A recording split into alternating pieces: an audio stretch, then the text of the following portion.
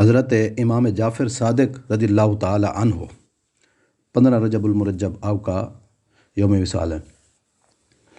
تو آپ کو صادق کہا جاتا ہے کہ آپ سچ بولنے والے تھے، جھوٹ کبھی نہیں بولتے تھے، اور آپ کے اندر خوف خدا بہت زیادہ تھا، ہم لوگوں کے ساتھ ہمدردی شفقت بھی بہت زیادہ تھی۔ ایک دفعہ آپ کی عمر ابھی بالکل 4 سال ہے، چھوٹی عمر کے اندر ہیں، رو رہے تھے۔ کسی نے آ کر آپ سے پوچھا کہ شہزادے کیا وجہ ہے، کوئی تکلیف ہے، کوئی چیز کی ضرورت ہے، ہمیں بتائیے، ہم وہ چیز حاضر کر دیتے ہیں۔ تو انہوں نے کہا مجھے رب تعالیٰ کا خوف اور اس کا ڈر آ رہا ہے، اس وجہ سے خوف خدا سے میں رو رہا ہوں، رب تعالیٰ کے عذاب سے۔ تو انہوں نے کہا آپ تو ابھی چھوٹے ہیں، چھوٹی عمر کے ہیں، 4 سال عمر ہے آپ کی، رب تعالیٰ چھوٹے بچوں کو عذاب نہیں دیتا اور ان کو سزا نہیں دی جاتی ہے۔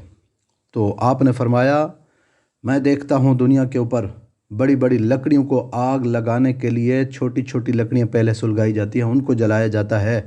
اب مجھے خوف آ رہا ہے، ڈر آ رہا ہے کہ کہیں قیامت والے دن اللہ تعالیٰ بڑے بڑوں کو دوزخ میں ڈالنے سے آگ کو سلگانے کے لیے چھوٹوں کو نہ ڈال دے۔ اللہ اکبر۔ تو انہوں نے یہ کہا مجھے یہ خوف ہے، اتنی ڈر اور خوف ان کو رب تعالیٰ کا ہوتا تھا، اور لوگوں کے ساتھ بڑی ہمدردی، امانت کے اندر بڑی دیانتداری سے کام لیا کرتے تھے۔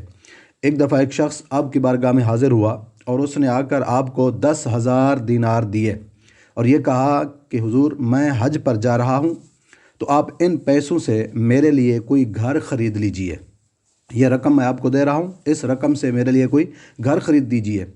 تو وہ شخص یہ کہہ کر چلا گیا، حج پر گیا، اس نے جا کر مناسک حج ادا کیے، حج کے سارے مکمل مناسک جو تھے فرائض سب ادا کر کے مقررہ وقت پر وہ واپس پلٹتا ہے۔ اب جب واپس آیا تو آ کر حضرت امام جعفر صادق سے عرض کرتا ہے حضور وہ میں نے آپ کو رقم دی تھی کہ میرے لیے مکان خریدنا، تو آپ نے کیا کیا ہے؟ میرے لیے کوئی مکان خریدا؟ تو آپ نے اس کو ایک رسید پکڑائی، ایک پرچی پکڑائی، فرمایا یہ لو تمہارا مکان خرید لیا گیا ہے۔ اس نے پوچھا کہاں پر ہے؟ آپ نے فرمایا یہاں دنیا پر نہیں، بلکہ میں نے اس رقم کے بدلے تمہارے لیے جنت کے اندر گھر خرید لیا ہے، یہ اس کی پرچی ہے، یہ اس کی رسید ہے، یہ اپنے پاس رکھ لو۔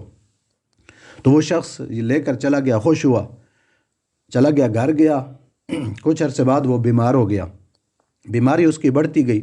اب جب اس نے دیکھا کہ میں بیماری سے نجات پانے والا نہیں ہوں، مجھے بیماری نہیں اٹھنے دے گی، اسی کے اندر شاید دنیا سے چلا جاؤں، تو اس نے وصیت کر دی، لوگوں کو کہا کہ جب میں دنیا سے چلا جاؤں تو ہم نے کیا کرنا ہے کہ یہ جو رسید مجھے امام جعفر صادق نے دی ہے اس کو میرے کفن کے اندر میرے ساتھ رکھ دینا، اور قبر کے اندر بھی میرے ساتھ رکھنی ہے۔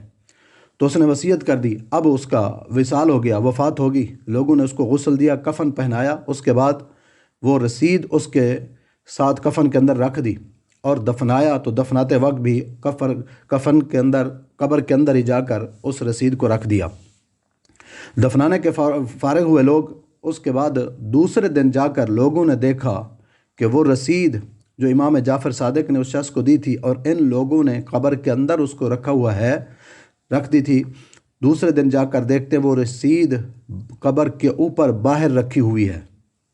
لوگوں نے دیکھا، اس کو اٹھایا، چیک کیا، ایک طرف تو تحریر امام جعفر صادق نے جو لکھ کر دی تھی مکان کی، دوسری طرف اس کے نیچے لکھا ہوا تھا کہ امام جعفر صادق نے جو وعدہ کیا تھا وہ پورا ہو گیا، یعنی جنت میں جو میرے لیے مکان خریدا تھا وہ مجھے عطا کر دیا گیا ہے۔ تو ایسے لوگ، یہ ہستیاں کسی کی امانت کے اندر خیانت نہیں کرتے، بددیانتی نہیں کرتے، جس طرح جو شخص آپ کو دیتا تھا کوئی چیز وہ اسی طرح ہی آپ اس کو سپرد کر دیتے تھے۔ حضرت امام مالک رحمۃ اللہ تعالیٰ علیہ فرماتے ہیں میں بہت زمانہ امام جعفر صادق کے پاس جاتا رہا، آپ کی خدمت میں رہا ہوں، میں نے آپ کو 3 عبادتوں میں سے ایک کے اندر مصروف پایا کہ جب بھی میں آپ کے پاس گیا یا تو آپ نماز پڑھ رہے ہوتے تھے، دوسری عبادت، یا میں نے آپ کو دیکھا قرآن پاک کی تلاوت میں مصروف تھے، یا پھر میں نے آپ کو روزے کی حالت میں دیکھا ہے۔